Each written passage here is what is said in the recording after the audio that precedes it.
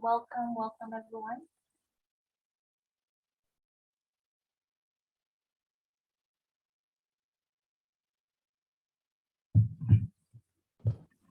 Should be starting in a few minutes. Just waiting for the other guys to join in.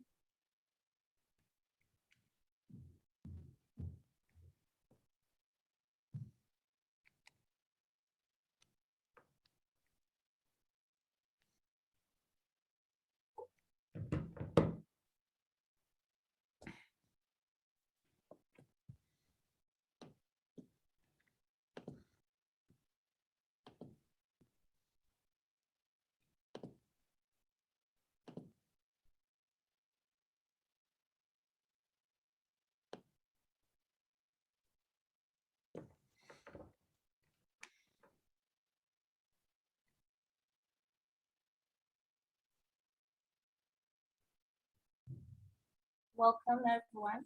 Please just remind your colleagues that the meeting is about to start in a few seconds from now. Thank you.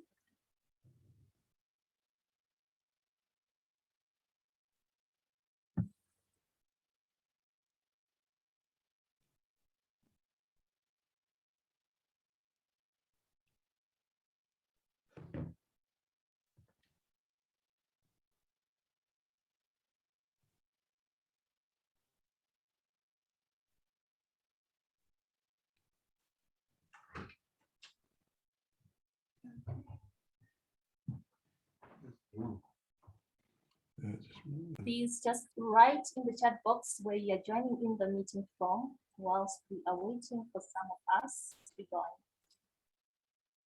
in 20 seconds.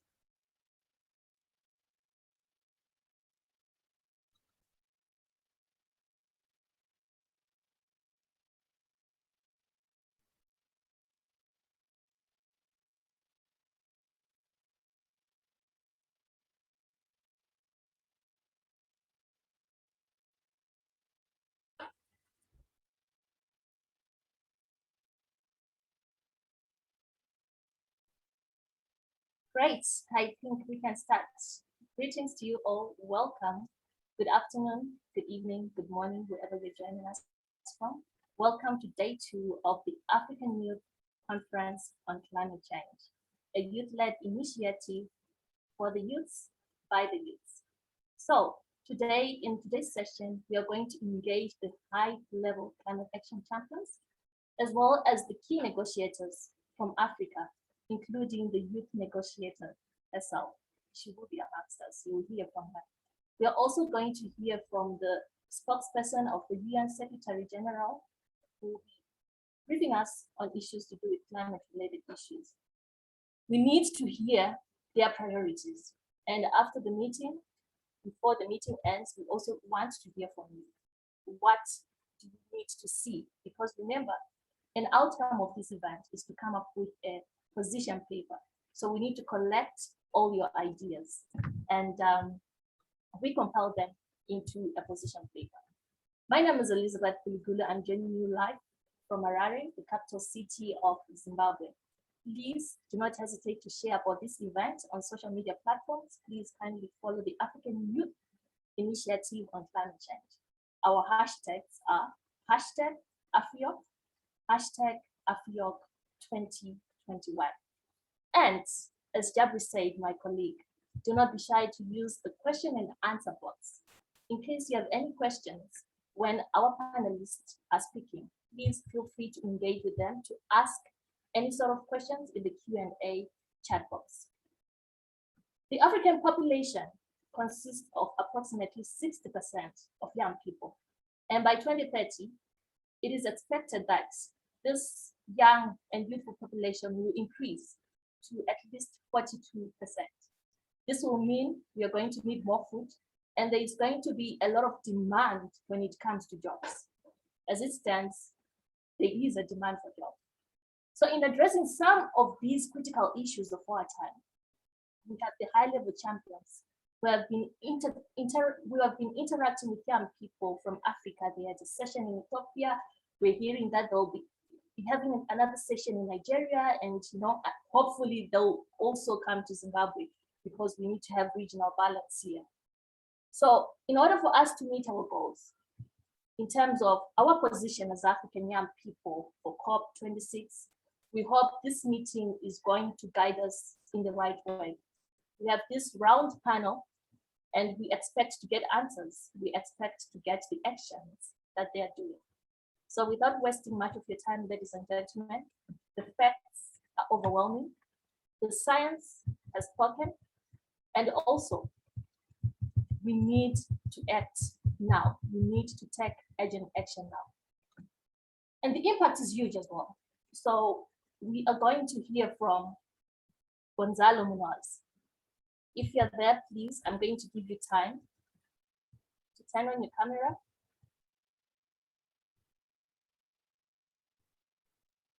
Gonzalo Muñoz, high-level champion. My question to you is, why have you decided to support this initiative? We came, we knocked on your door, you opened, you accepted our invitation. And from the interactions that you've been having with young people, what is needed from youth all over the world? Or what can youth do to address the climate crisis? Please, the floor is yours. Well, first, I would like to thank Elizabeth and the organizers for a really important and timely meeting. The sense of urgency is not only something that is mobilizing the young people all around the world. I think that we reach a point where this is, and this must be an action that is multi or cross-generational, right? It's not only about what's the future of the young generation. It's so related to how do we all live together in an with intergenerational cause. And when it comes to this particular moment, when we are getting ready for COP26 in Glasgow, so much of the success of COP26 in Glasgow is will be related to our capacity on reaching not only agreements and commitments, but deploying the concrete action next year in the African continent, and of course incorporating all of the society of the African continent towards a successful COP27. So at least I see those two big elements. How do we interconnect all the tension that we have already to have Glasgow as a very successful COP and conference, to be also allowing the COP27 and the African community to obtain the real value of the conference in Glasgow, to even leapfrog in terms of technologies, land the action concretely in each of the regions of the continent. But I say, when it comes to the different people, and mostly when it comes to talking to young people, we need to seek the opportunities to work intergenerationally. We have to move away from the idea of young versus old in this movement. That doesn't help. That doesn't help to think that climate is related to young people and, let's say, development is related to old people. That is nuts. That doesn't work. We have seen it. We need to recognize that this is all of us working on behalf of our, not only our future, but our present. What we have seen regarding the last report from the IPCC, and again, receiving the same information from science, that the window is there, but is closing. And on the other side, seeing so many effects of the climate crisis hitting us every time, and with more intensity, and also in each of the regions of the world. That has to take us, make us realize that this is not a matter of the future of the young generation. This is about present, and that means working with all generations at the same time. It will make our movement much stronger, because none of us can do this alone. So we have to push for the radical change while working within the existing frameworks. We know that we need radical change in our societies and economies to deliver on an ambition, and it's absolutely necessary to keep calling for that. The process of getting there will require all of us working with current governments, businesses, all institutions to evolve their practices to make that change possible. And that is something that will not only happen with the most, let's say, powerful leaders of the global north. It will happen so much, taking into consideration the culture, the wisdom, the experience of the global south, in order to take into account how we can move towards development with that in consideration. It will require all of us getting our hands dirty and doing the difficult work of making change happen when conditions are imperfect. In that sense, we see and we seek the opportunity of working with the young group of climate leaders in Africa. That's why we're here. Thank you so much for the great response, Gonzalo. And I like it when you talked about, being coordinated, because when it comes to the climate crisis, we need to be coordinated. It's not one man's flight. And I also loved the point you talked about, capacity, how best we can build capacity, and how it's not a youth versus decision makers fight. So we have to be coordinated. Nigel, welcome. It's good that you are here. So the question was, why responding to the call for African youth? We knocked on your door and you responded. And what can you do? What message can you tell to young people from Africa to address the effects of climate change? I think Gonzalo mentioned and highlighted on the IPCC report, which is referred to as the Code Red by the UN Secretary, Code Red for Humanity by the UN Secretary General. What advice, what message are you giving to young people today? What kind of climate actions can they take? Over to you. Well, thank you, Elizabeth. I mean, you asked why we opened the door or answered the call. It's very simple. There are a lot of young people in the world. When you get organized, you are a vector for change. And in particular, of course, as you said in the beginning, Africa is a young continent. I remember when I visited Kenya, if I remember right, the median age is 19, which means 50% of the people are less, 50% or more. In my country, in the UK, the median age is 39. So if a 39-year-old was in Kenya, they really are an elder. If a 39-year-old was in the UK, they're in the middle of the demographic. So youth is a vector for change. Africa is a young continent. And of course, Africa's got particular importance in the multilateral process because it will host COP27. And the last time Africa hosted a COP22, it led to the creation of the Marrakech Partnership, which is this really important coalition of many, many partners around the world that Gonzalo and I work with. I think that the other thing I would say, and this is, I think Nisreen from Sudan, who I think is on the call later, I was speaking to her lately about that actually the people who are living in circumstances which are, let's say, more fragile in the face of climate change or just less developed, often have I think more self-confidence of the ability to adapt because they're having to all the time. We were joking. I spoke to the other day. I'd had a terrible day because I'd lost roaming on my cell phone, and I told her it had made my day terrible, and she just laughed at me because she said, "Well, that's just normal. That's the sort of thing we have to work around every day. So no one ever has a bad day because they lose roaming." So I think there's something also really important about the pool of wisdom and confidence of our ability to find solutions in challenging circumstances.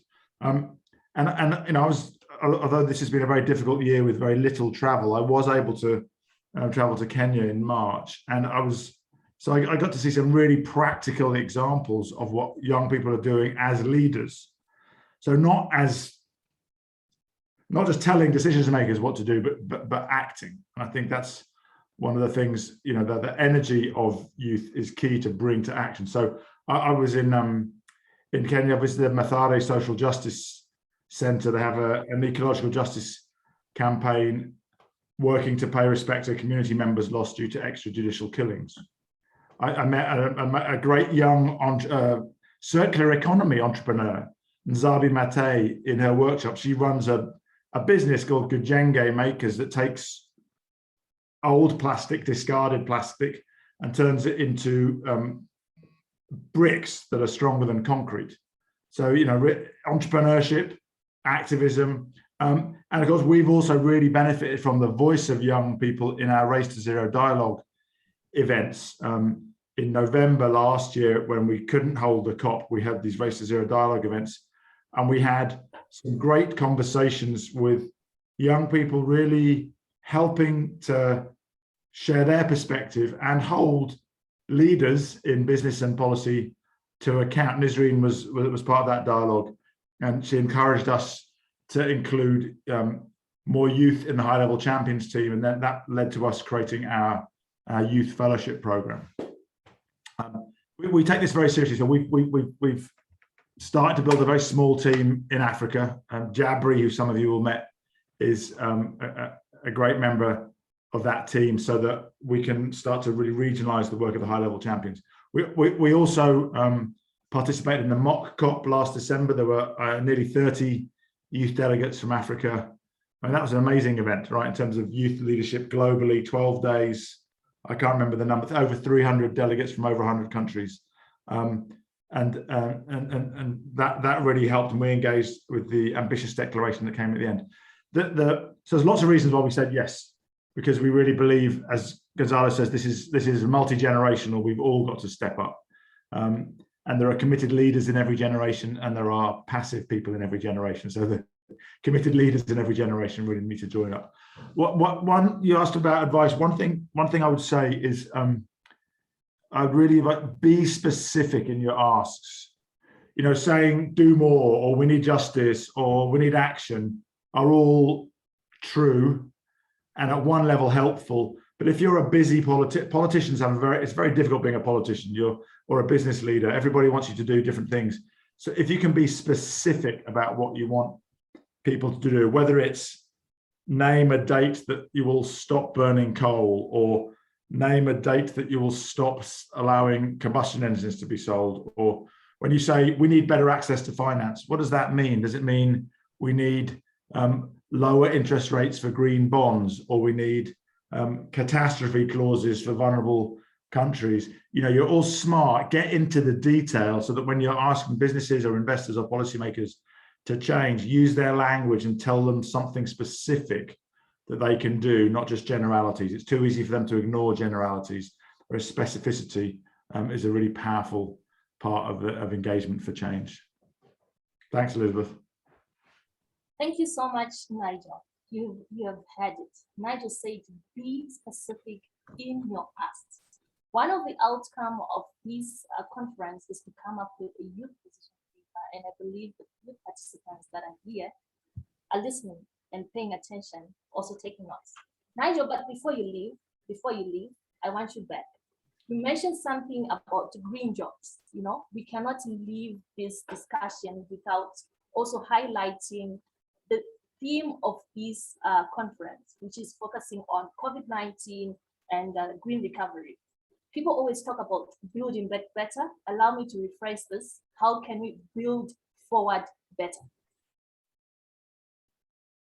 So first of all, I like your reframing. I think we don't want to build back, right?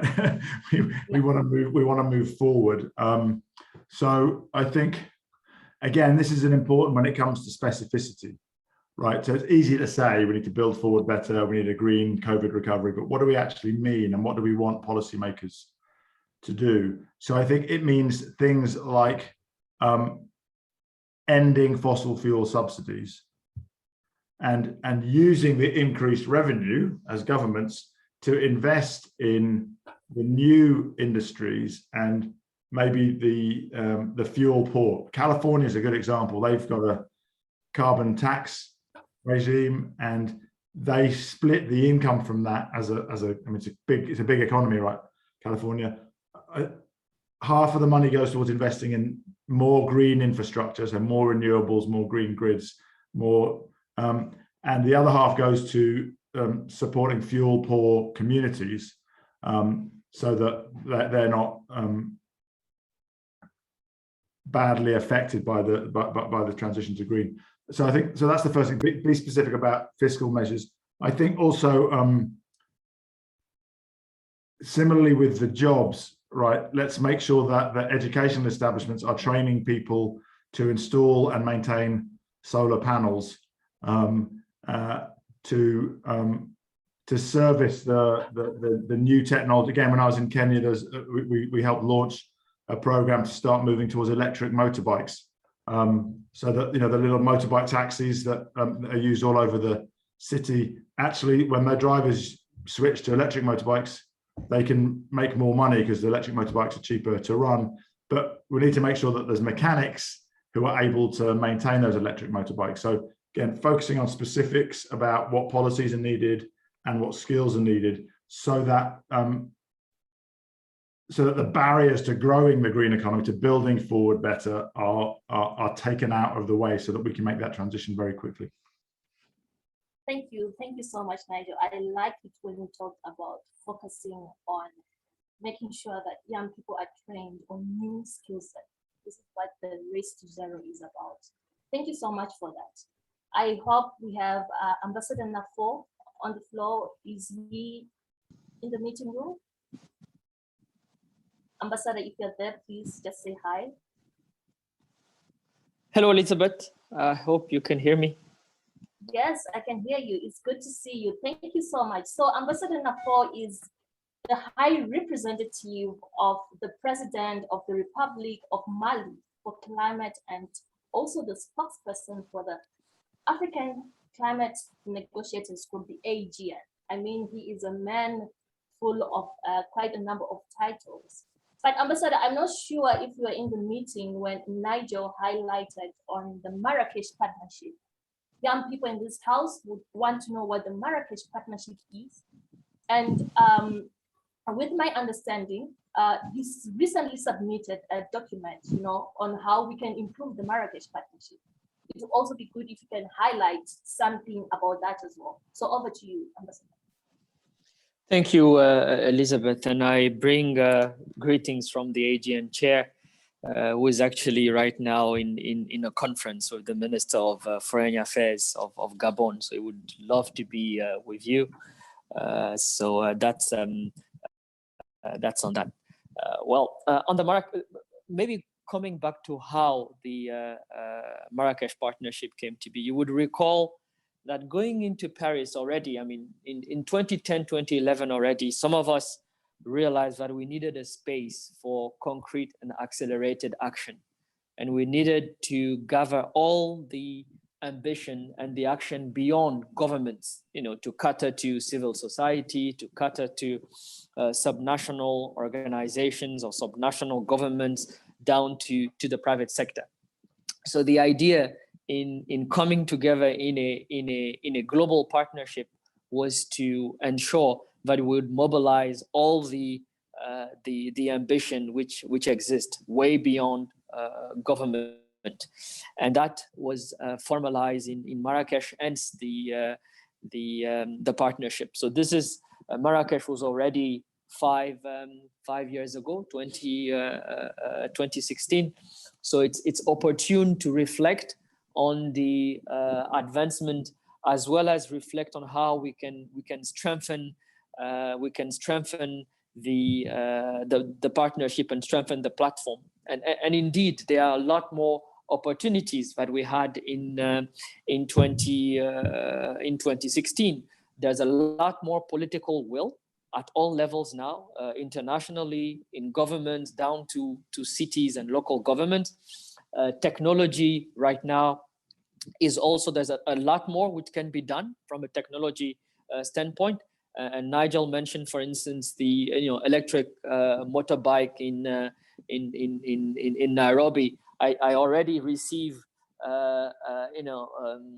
interest from investors to have trucks. I mean, hydrogen trucks and other types of vehicles running on hydrogen. Of course, green hydrogen, that is. But there's a lot more opportunities from and technology that we had definitely a few years ago. There's a lot more financial resources as well in the system that we used to. I mean, it's not a surprise that you know, in the U.S. stock market right now, you know, you have billionaires and some of your wealthiest companies in renewable energy, in electric vehicles, you know, Tesla and stuff. So the landscape has changed. The landscape has changed for the better, and there is really opportunities now to strengthen our work, to get more focused, either thematically, either regionally, to sort of launch also new coalitions. So it's in that regard that the partnership will be strengthened, and we in Africa will be playing a key role. Not only because the partnership bears the name of an African city, but again, there's a lot of energy on the continent, and there's a lot of initiatives there which would benefit. There were a few questions. I don't know if you want me to address them now, which were around some of our priorities for COP26. But you know, back to you if you have specific. I actually like the interactive mode. I had prepared some points, but I would be very happy to answer to specific questions. So please continue. Great. I mean, we really want to hear your priorities as the African group of negotiators. I mean, this is why we're here. And please, in two minutes, if you can respond to that, it will be great. All right. So in let's go for that. 2 minutes. Our key priorities. We have a number of buckets. First of all, you have to recognize, or you have to appreciate, that negotiations right now are very decentralized. So COP is a very important space, but it's but one space, and there are other spaces where we're doing a lot of work. But in Glasgow, let me take 2 or 3 key points. The first on ambition, meaning how do we increase our actions on mitigation, adaptation, and finance. And Prime Minister Johnson has called on a leaders summit November 1st and 2nd. So we hope to have new announcement on all those key areas. Adaptation is extremely important to the continent, and on adaptation we have a set of elements. One which is funding adaptation. First of all, have a significant increase in adaptation funding, making sure that the negotiations now on carbon markets leads to more resources. Nigel took the example of California, where they have a carbon market, and half of it goes to mitigation action, and the other half goes to more resilience and adaptation. This is extremely important in our position. Finally, finance. You heard definitely about the $100 billion goal, which was by 2020, to be met. There's a negotiation for a new goal, which will start, and we have. You probably have heard Minister Creasy, who is the chairwoman of the African Ministerial Conference on Environment, who's already signaled that at least the figure should be around 750 billion. This could be actually a bit more. So we have a very concrete roadmap on how do we set that negotiation on finance, and ensuring that we really have finance now down to the local level, not just to the national level, but down to the local level. And we have specificities on that. I'll stop there because my 2 minutes are up.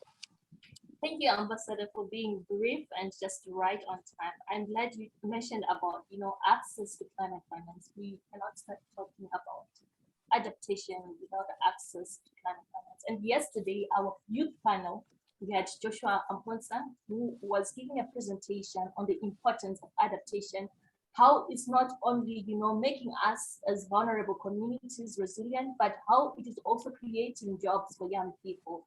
And we had Maria, who highlighted on the importance of climate finance, and they are setting up a youth-friendly climate finance. So I'm glad you highlighted on those issues, which are quite pertinent and very, very important. So ladies and gentlemen, and our participants that are joining us, please, if you are on our social media platforms, do not forget to follow us. Our hashtag is hashtag AfriYOCC 2021. Tweet, retweet, and share. Tell them that AfriYOCC 2021 is bigger and better. So we have Nisreen Elsaim. Nisreen is a junior negotiator and also a youth, and also the chairperson of the Youth Advisory Group. Unfortunately, Nisreen won't be able to join us because she's currently flying, but we had to make an arrangement before her flight. So I'm going to ask our tech team to play Nisreen's video. Over to you.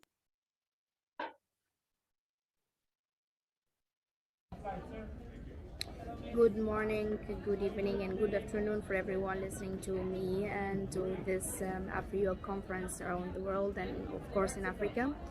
I am Nisreen Elsaim, the chair of the UN Secretary General's Youth Advisory Group on Climate Change. I am so sorry that I cannot be alive with you on this event because my flight got delayed and now I'm stuck here. Well, I think this session and this conference is very important because it will set the floor and it will set the track for the youth in climate in Africa movement for the rest of 2021 and will also, of course, make the floor ready for COP27, which will be held in Africa. The outcomes of the AfriYOCCC is going to be very important, and as much feedbacks as we can give, it will be very helpful for us in different stages. We all know that Africa is very impacted by climate change and yet less the contributor to climate change. Similarly, young Africans are more vulnerable than ever, but of course we are more creative than ever also, and so just be ready to open your mind and engage in the discussions and looking forward for the outcomes of the AfriYOCCC. Thank you very much. Thank you so much. Thank you so much for that video which you played. Unfortunately, she couldn't be here, but if she was here, I was going to ask her something. Last year, the high-level climate champions, they had a Race to Zero youth dialogue. And Nisreen said something that was very captivating. She said she would want to see a high-level champion. That is a young person. So I hope we have a response from high-level champions. So next, I'm going to introduce Selwin Hart. I hope he is on the call.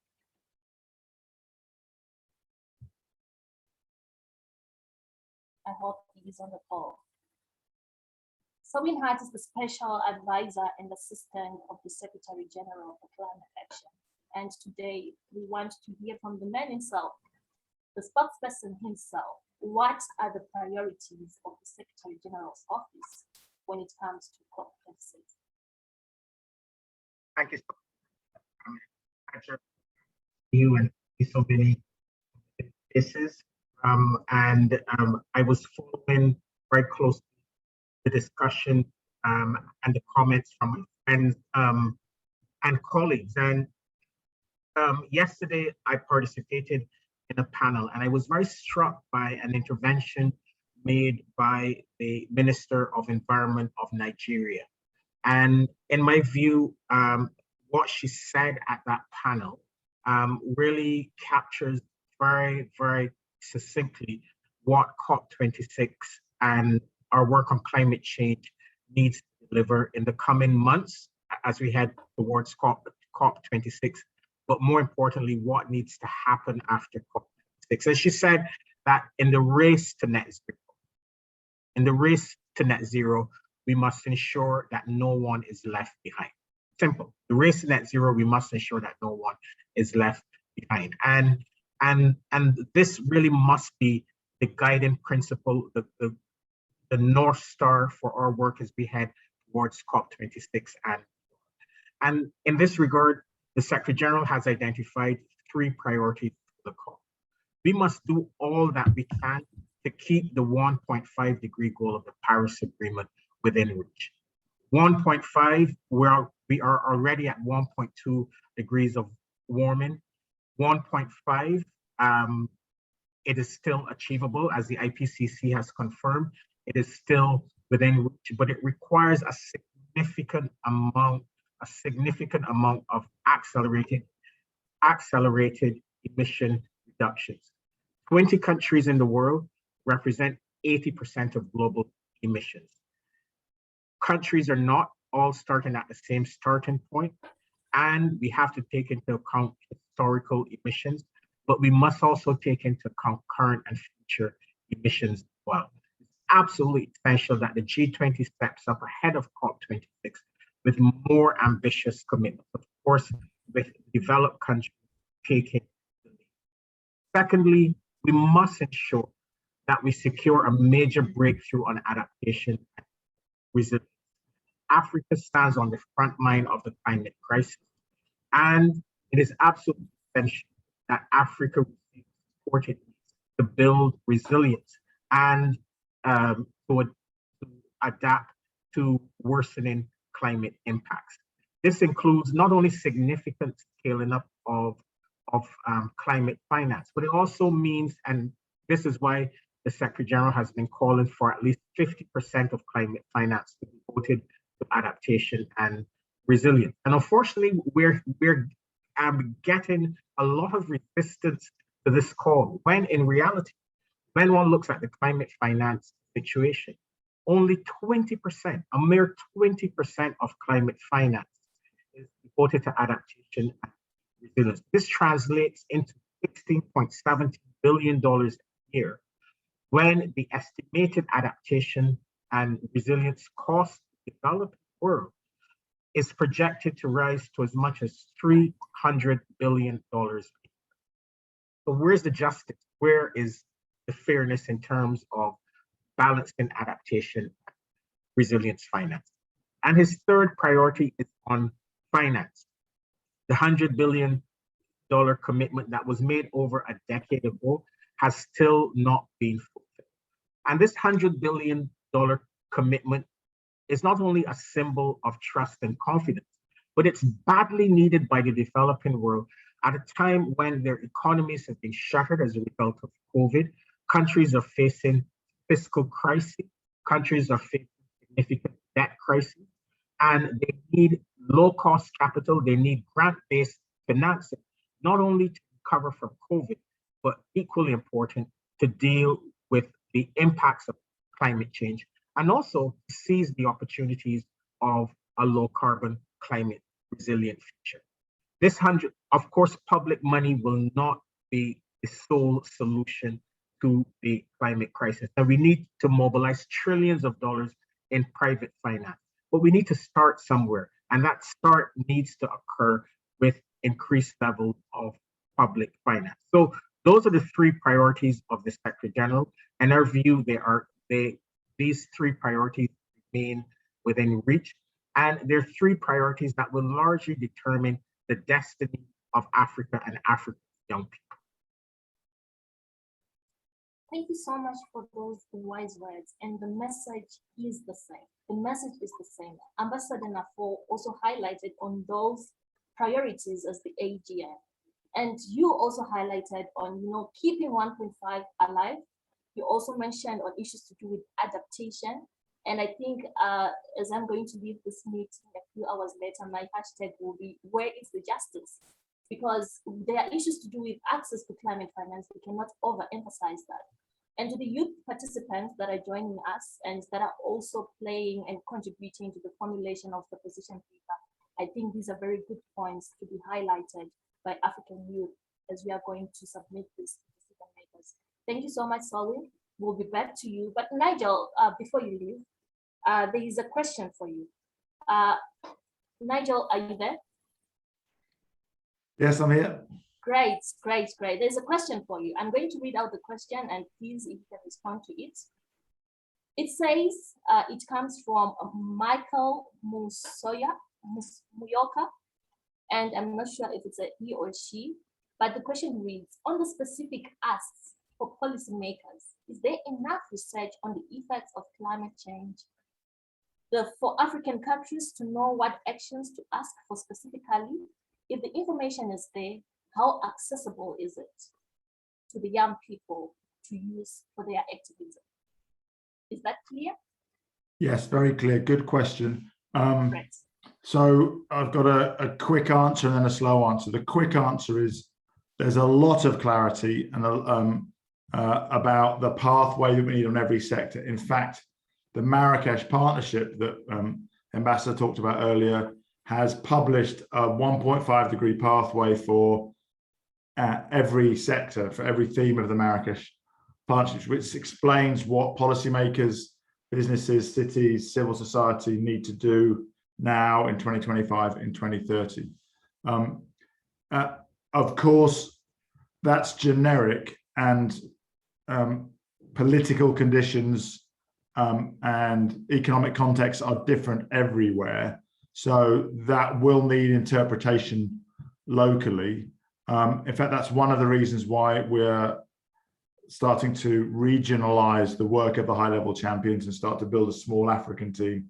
One of our plans is that next year we'll start to publish African versions of those pathways, which reflect the differing circumstances. So I think there's good overall understanding, but of course the work always needs to be done to translate locally. But of course there are many organizations who are already doing that work locally. So I think that you can find all the pathways on the Race to Zero website, and we'll be planning to deepen the locally relevant pathways starting next year in the run up to COP27.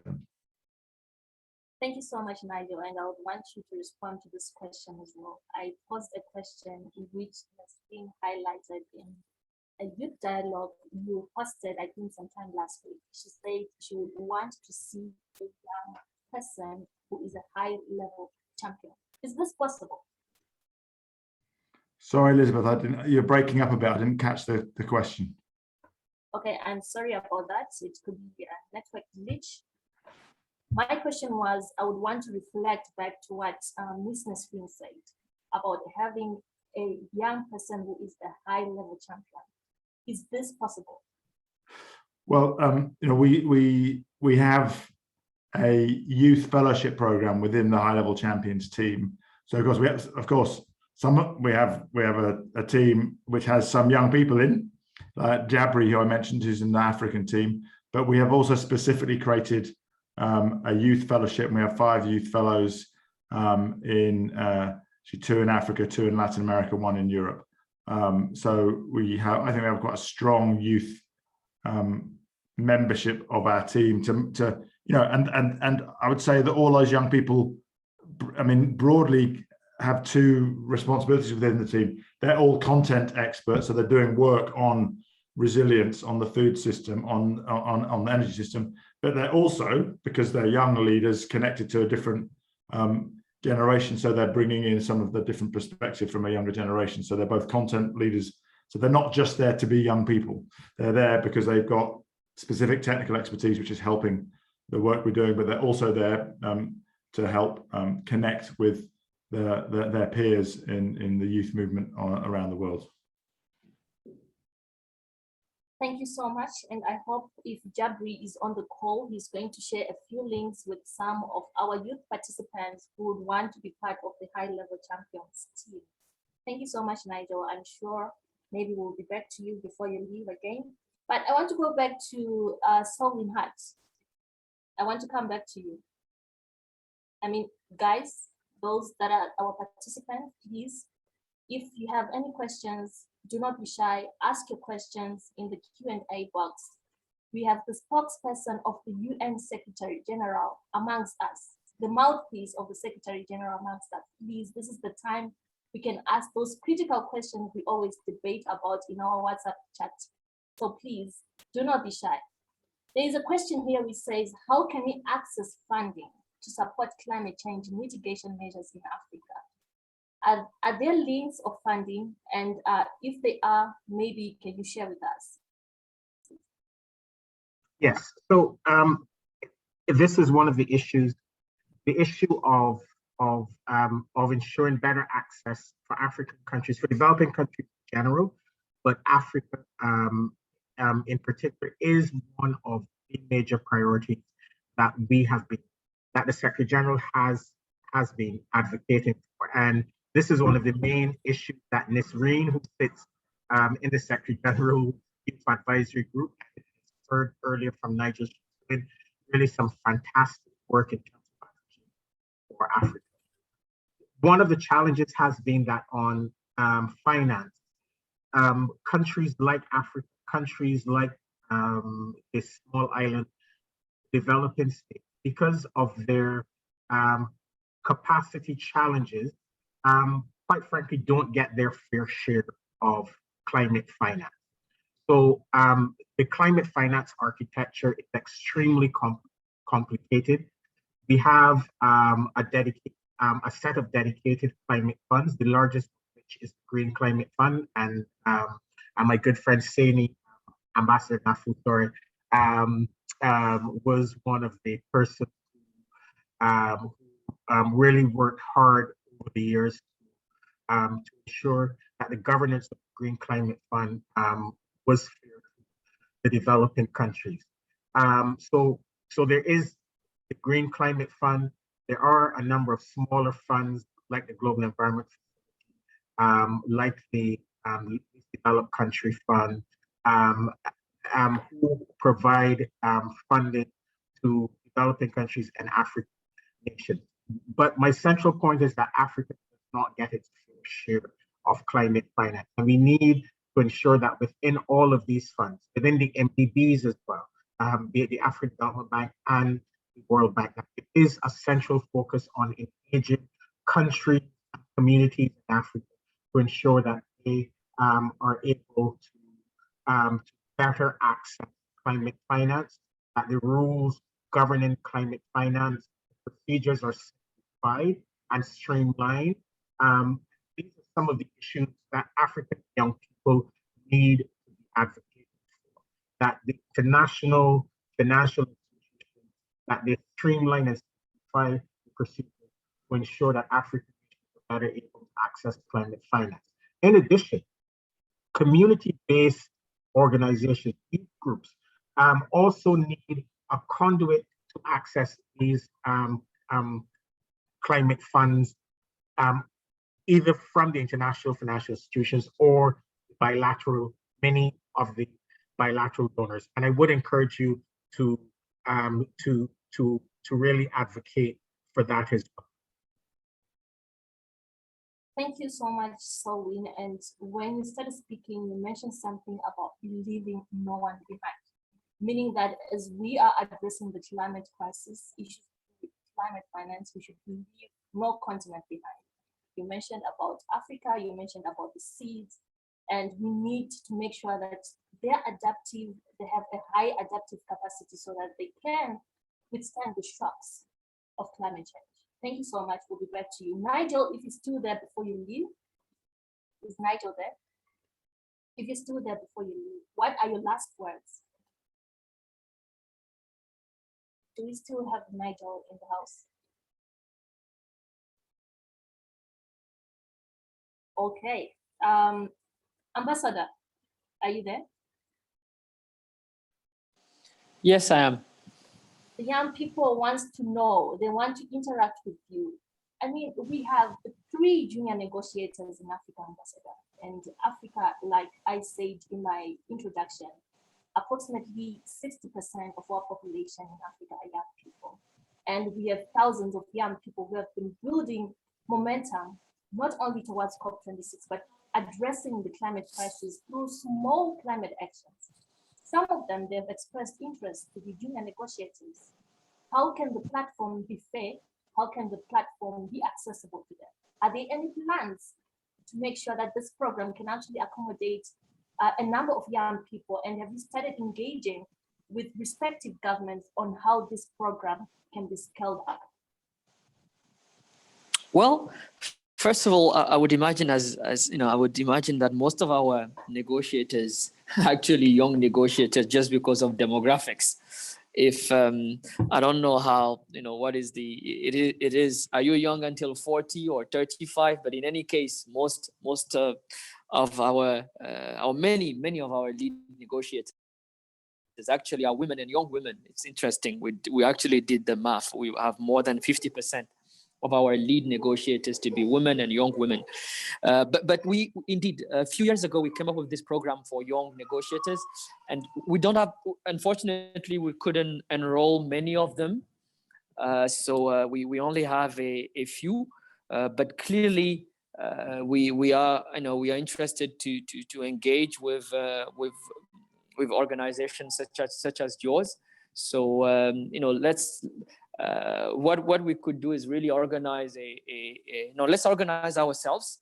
I'm free to have a meeting and explore how we can maybe broaden this type of and see how we can get some of you some of you are extremely competent to sort of see how you can support the process. I mean, we're going into a COP which will probably be an hybrid one, so we'll probably be able to find a way to mobilize colleagues and mobilize the competence and skills of the youth.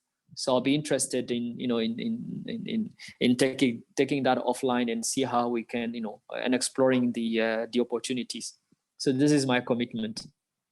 Before you leave, Ambassador, in 1 minute, I know you stick to your time. There is a question which is on the chat box directed to you from Adedeji, and he's saying, many thanks to Ambassador Nafo. Just a quick question, 100 billion USD was a consensus reached in Paris, and yet still up to date, finance has been an issue even till the G7 and G20 summit earlier this year. Are we still going for the 100 billion USD in Glasgow for adaptation and mitigation funds? Well, you would recall, I mean, one of the, and I think Selwin alluded to that, my good brother and Selwin, who was, one of the best finance, if not the best finance negotiator in his days. We were stuck with reality, with the, the old U.S. administration. You have to appreciate that the U.S. is probably providing 1/3 of the climate finance. So out of that 100 billion, you probably, our calculations were based on the US providing 1/3 of that. And between 2016 and basically 2020, you had a US government which took the US out of the Paris Agreement. So, and this is changing rapidly. I mean, the new administration came in and promised to triple adaptation finance. I know that they're planning a tour.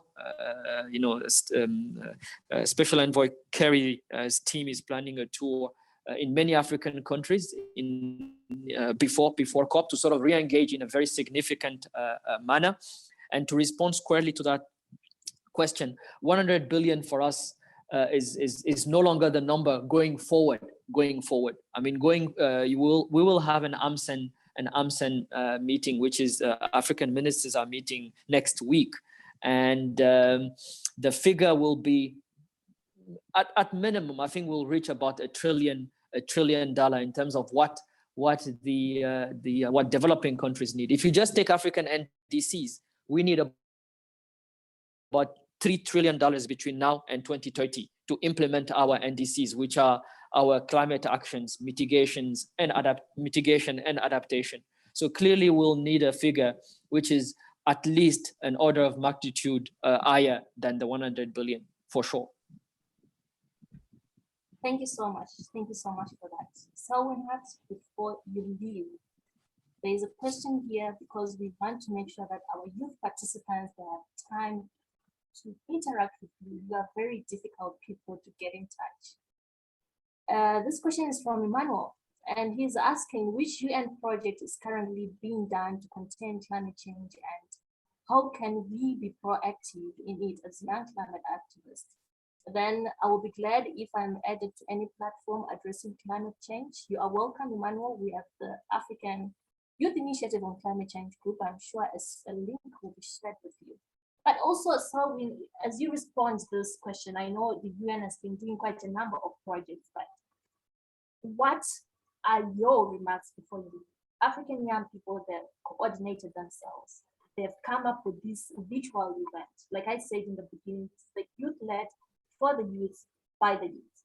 What is your message to them? Thanks.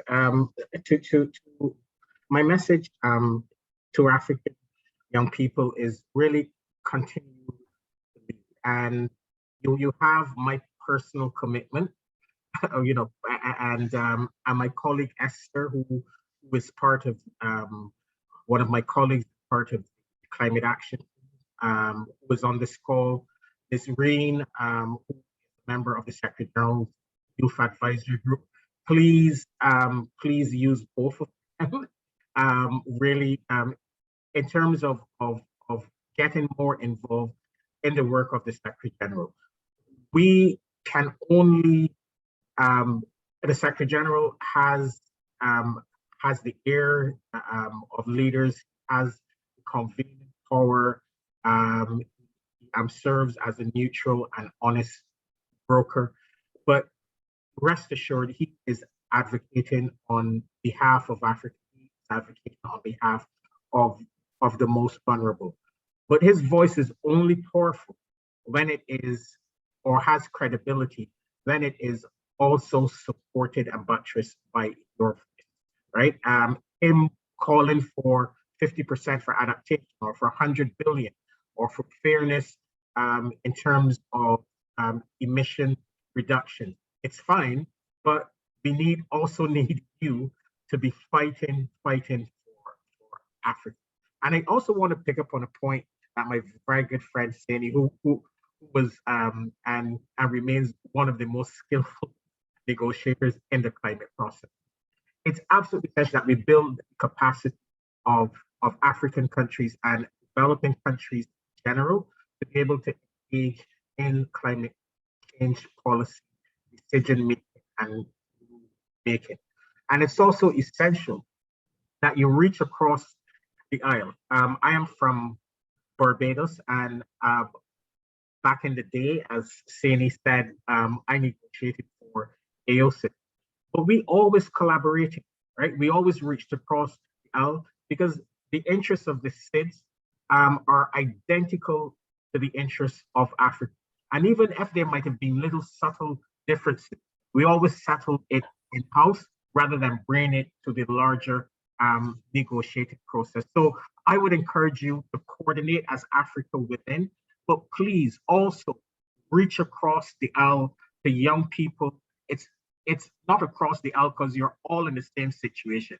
Reach across to young people, speak to young people in the islands, speak to young people from developing countries in other regions. Also engage with young people from the developed countries as well, who are strong advocates of issues around climate justice. Climate justice at the international level means that Africa states that they are not left behind as we conduct this race towards net zero. So you have my personal commitment. Whenever you want me back, I'll be back. You have colleagues like Esther from the Climate Action Group and Nisreen, who sit on the Youth Advisory Group, who can also engage with. But whenever you want me back, I'll be back. Thank you so much. Definitely, we are going to invite you back. And before you leave, it will be important for us to take a good picture. So please, colleagues, if you can turn on your camera, our tech person, please allow people to turn on their cameras so that we can pause for a good peek. And after that, we are going to hear from Gonzalo. Please let us know when you're done.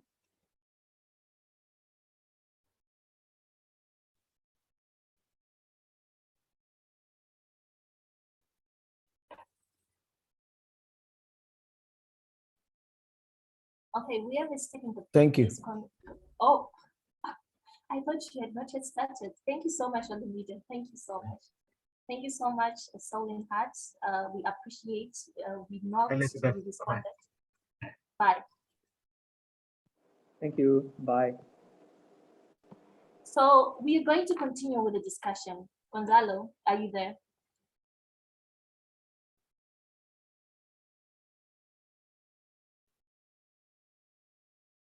Is Gonzalo Muñoz around?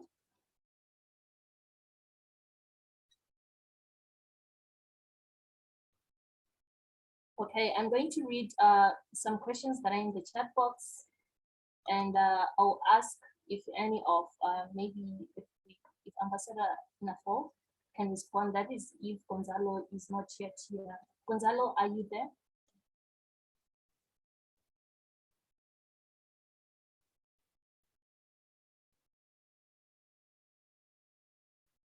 Okay, hopefully we'll hear from Gonzalo soon. Amanda, can you please play the second video from Nisreen whilst we wait for Gonzalo?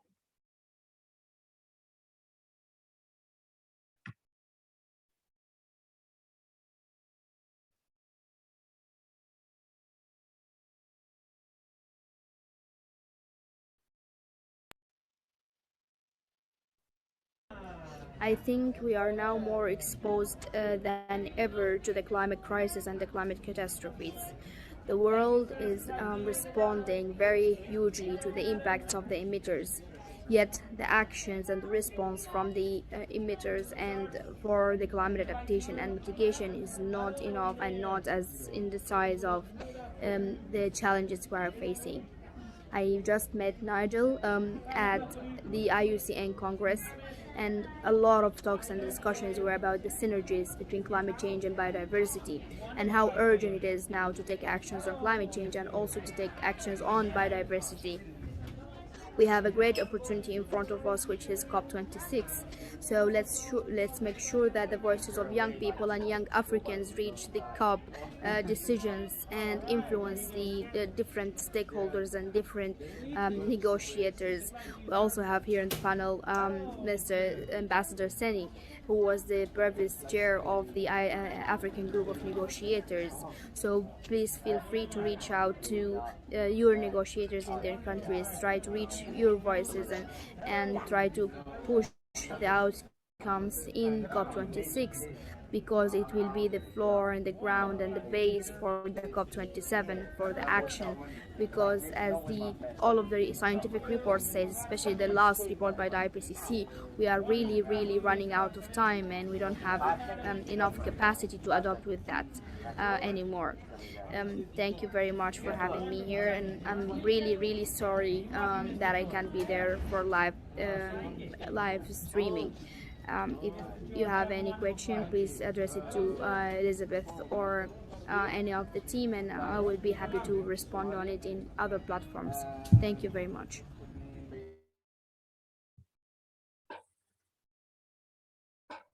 Thank you so much, Nisreen. That was quite informative. I'm sure those who have ears, they have heard. I'm sure this is an African proverb. So we're going to continue with some of the questions that are in our chat box, and we're going to ask some of the African youth colleagues to assist in responding to some of these questions. I'm just going to read out two of them. There is a lot of young people out there in the poor rural communities in Africa who are passionate about climate change actions, but to no avail. What's the available opportunities for such young people out there?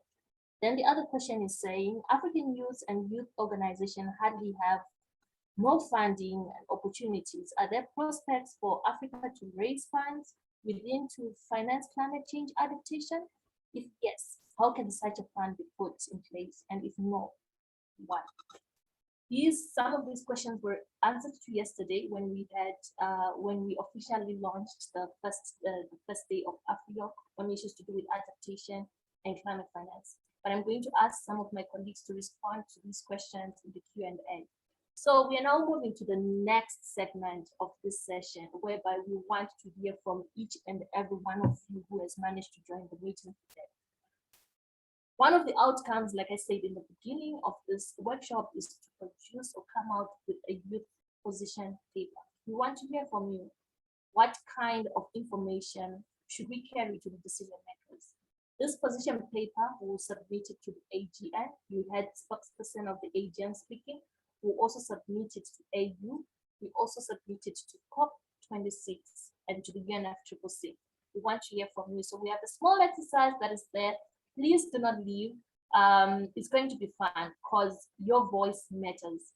Your voice matters. We are leaving no one behind. Amanda, please, if you can start the Mentimeter and share the link in the chat box, that would be fun. The link has been shared. So what you have to do is to just click on the link, and I'm sure the screen will be shared too.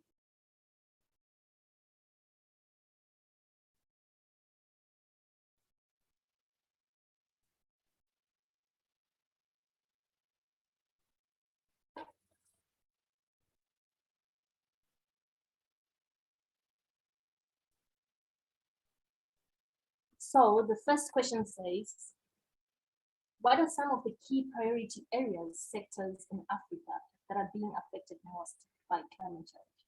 So you can just type in your question and pull it out. Okay, they are coming. They are coming. We have agriculture and energy. Okay.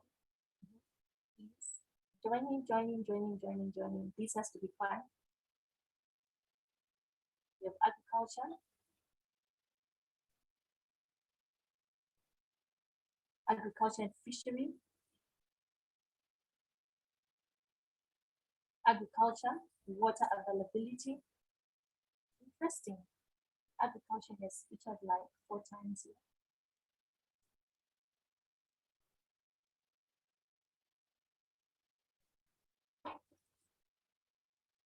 Food security. Yeah, agriculture is a big deal. Agriculture sector, tourism, fishing sector.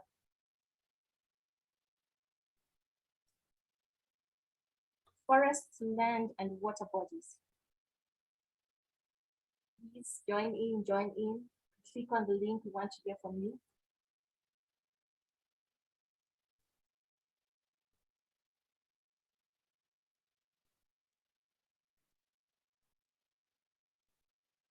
Residential area destruction.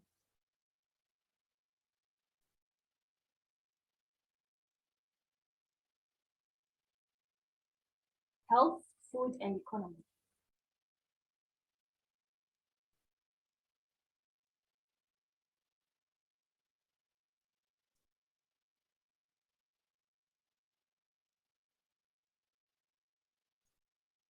Agriculture sector, fishing sector. Agriculture sector, fishing sector, and the forest.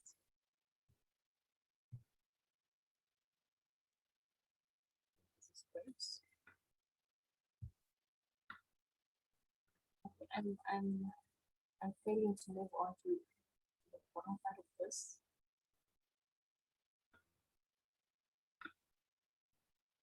But keep them coming. Keep them coming. Something is wrong with my slide, but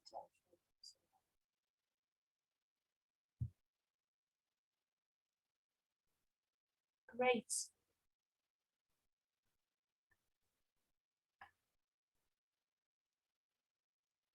If we can move to the next question. Please.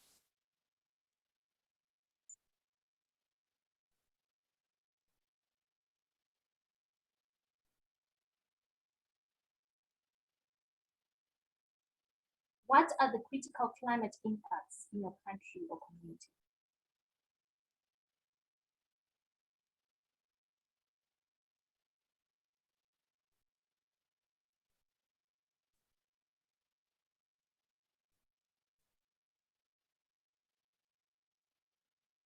Let's keep them coming. What are the critical climate impacts in your country?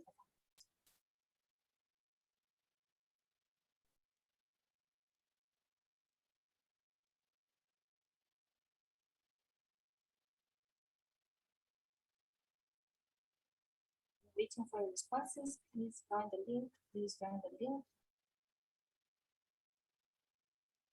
All this information that we're getting from you is going to assist us in compiling a good position as one of the outcomes of AfriYOCCC. So please, your voice matters. Some are putting in the chat box. Some are still responding to the previous question, and some are responding to this. It's also good that if you do not have access to the Mentimeter, you can still engage via chat. Okay.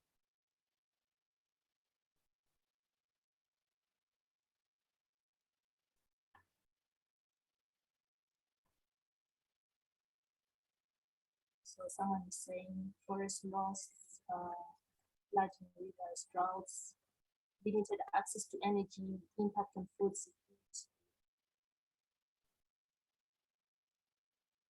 drought, food insecurity, and loss of life, food scarcity, food malnutrition, deforestation.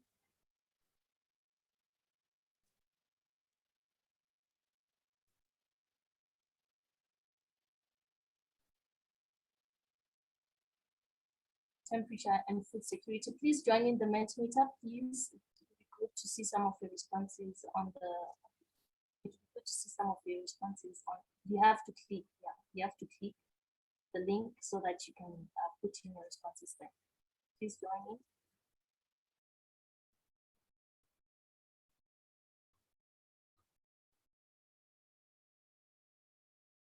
Energy supply, please.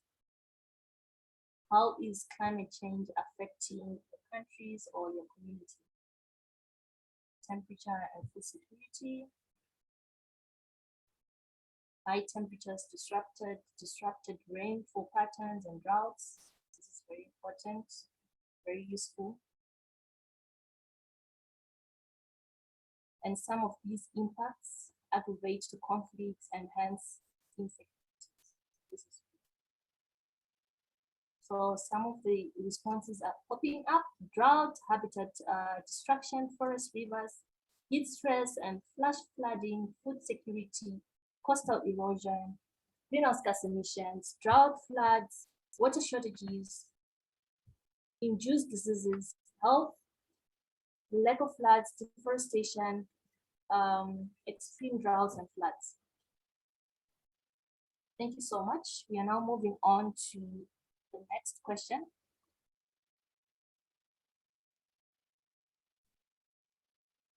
But keep them coming. It's good. It's good. We are shaping things up. Keep them coming.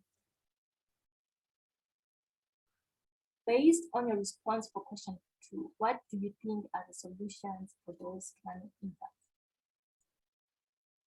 Based on your response for question 2, what do you think are the solutions for those climate impacts?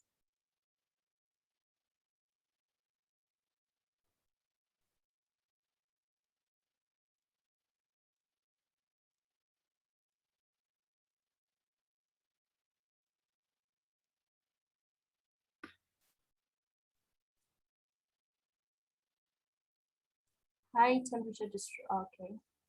Please, if you don't have access to the link, reducing the amount of carbon dioxide. That is from Abigail in the chat box. How do we reduce the amount of carbon dioxide?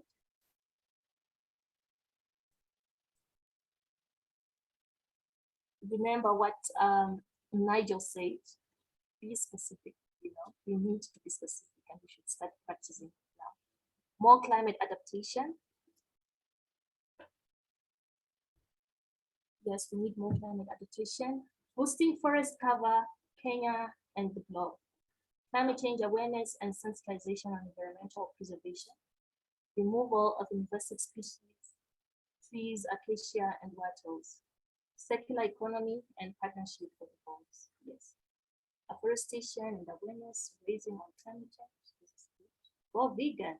This is amazing. This is amazing. I know this is a very sensitive topic when you tell people to consider plant-based diets, but for your own information, the agriculture sector contributes approximately 24% of greenhouse gas emissions. Still on that, these emissions, they do not come, the major part of these emissions do not come from maybe poor manure management. It only contributes to like less than 5%. The emissions from the livestock and the agriculture sector, most of them, they come from the livestock through enteric fermentation when animals die. So we really need to be careful and consider our diets. Besides, plant-based diets are quite healthy. Let's go back to this. Sensitize farmers on climate-smart agriculture, water harvesting, conservation, agriculture, raising awareness on efficient use of resources, indigenous food variety, promotion and adoption of clean energy and reforestation. Afforestation in Nigeria, climate change awareness, intensive groundwater exploration, use of renewable energy sources like solar, create an international NGO with sections in every African country where we will sensitize people and show the emergency of climate change. For Tanzania, the country has been emphasizing on afforestation. I think afforestation is an African, deforestation is an African problem, and we need to reforestate and afforestate. We need to increase community level awareness for community on climate change. We need to discourage tree cutting. This is afforestation again, and encourage afforestation, encourage people to embrace clean cooking energy. We need to incorporate climate mitigation and adaptation into city planning to ensure the cities are climate proof. Profound. You are playing your part, African youths, into contributing to the African Youth Position Paper that will be submitted to the AU, that will be submitted to COP26, that will be submitted to the African Group of Negotiators. Empowering climate justice, youth leaders to become social entrepreneurs, to be able to provide alternative capacity building opportunities for people that are surviving on climate sensitive. Some of the contributions are coming through the chat box. They'll be well captured.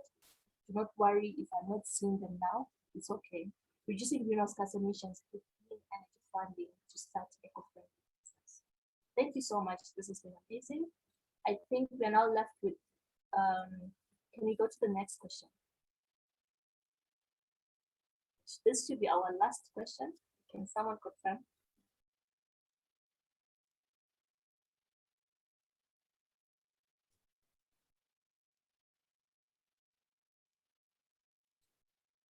What message do you have for the world leaders ahead of UN Climate Change Conference to be held in Glasgow, COP26? We want to hear your message. What messages do you have? Not everyone will have the chance to travel to Glasgow because of different issues. It could be visa, it could be funding, but we need to capture the message. So the message is very important. Selwin Hart mentioned about leaving no one behind. We are not leaving anyone behind. Also, after this consultation, it is also our responsibility as young people to share the information that we have learned here to some of our colleagues who do not have good broadband. WhatsApp messages or direct texting, any platform that you've got, it's always good to share the little information that you have. We are out of time. We need action now. Indeed, we are out of time. And please need for more action. Keep them coming, please. Please enhance intercontinental collaboration on activism. The future is now, yes.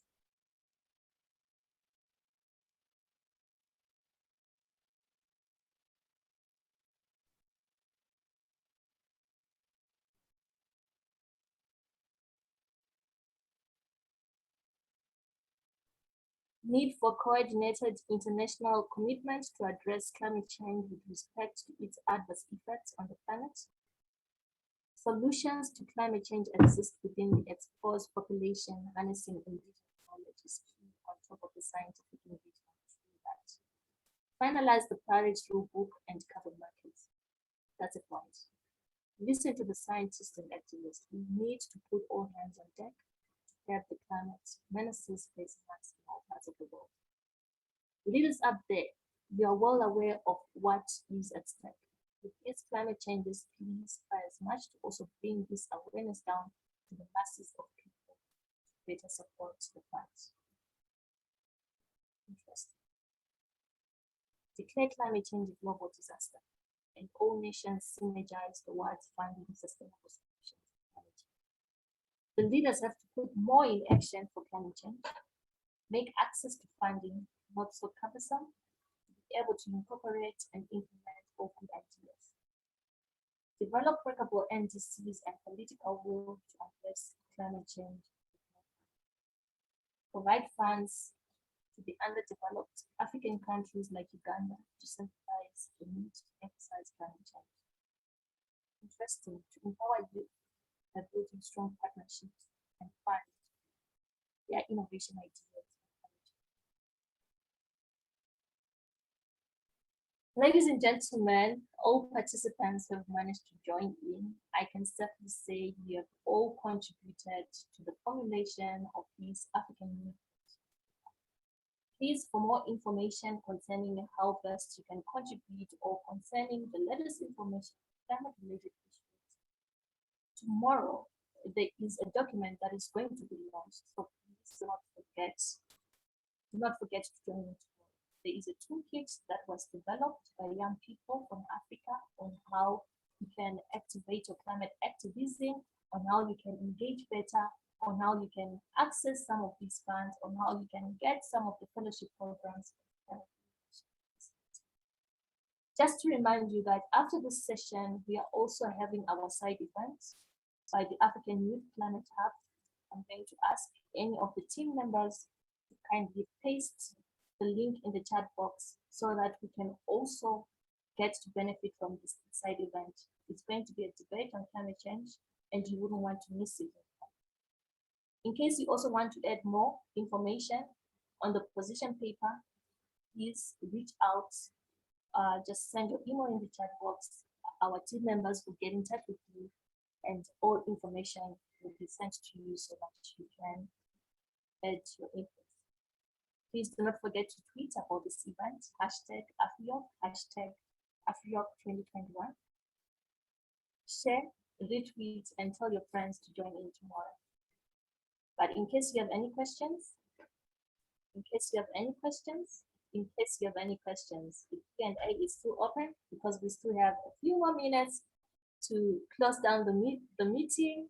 So please let's interact and I can ask a few of my colleagues to respond to some of the questions. So I'll be waiting for your questions as I am switching on my video as well.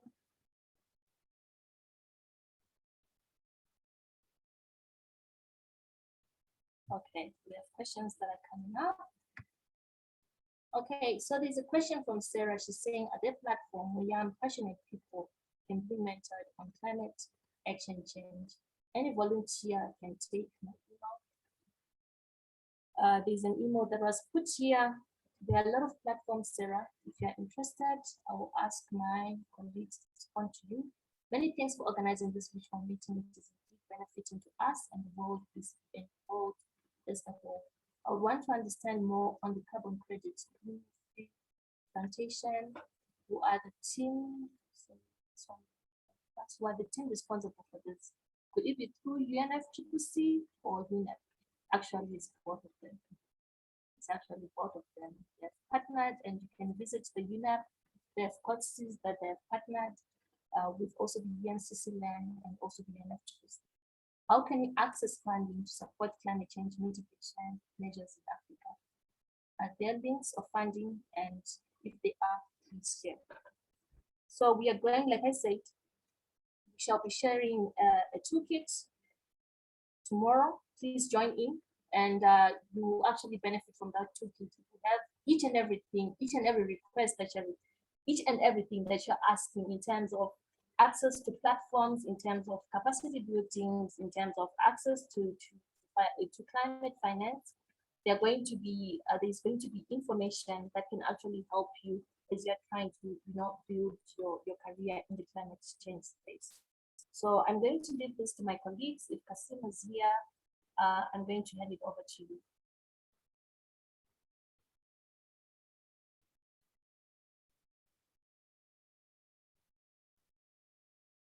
Thank you, Elizabeth, for the great moderation.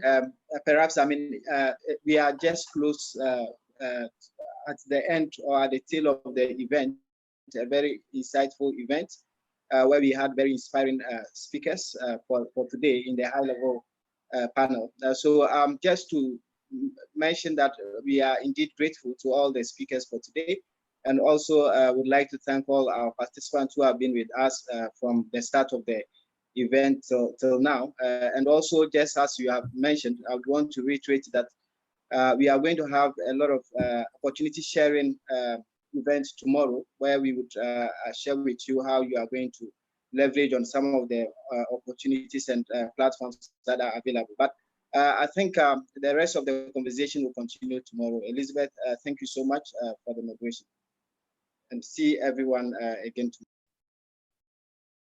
Thank you so much, Kasim, for that information. To all our participants that have managed to join in today's session, the second day of the African Youth Conference on Climate Change. I just want to say thank you. It is our role and our responsibility as young people in climate change spaces to spread information on climate change. This year's COP26 is not only focusing on spread information. It is also focusing on implementation. Action really matters. All small actions, when they are combined, they become one huge impact. And I'm encouraging all of you to do something when it comes to the effects of climate change. Never say it's too small. If it's planting a tree, plant that tree. Because someone else from another country is also planting a tree. It also makes a difference. Once again, I want to thank you all, ladies and gentlemen, all the youth participants, those who have supported us, our partners, children and youth constituents of the NFPC, OSIA, high-level climate champions who have been supporting us. Our partners will be doing their side events, African Youth Climate Hub, Restless Development, that will be tomorrow, and the Biodiversity Network, which did their side event yesterday. We want to thank you so much. From me, Elizabeth Kulikulu, and the crew behind the scenes later. Ciao.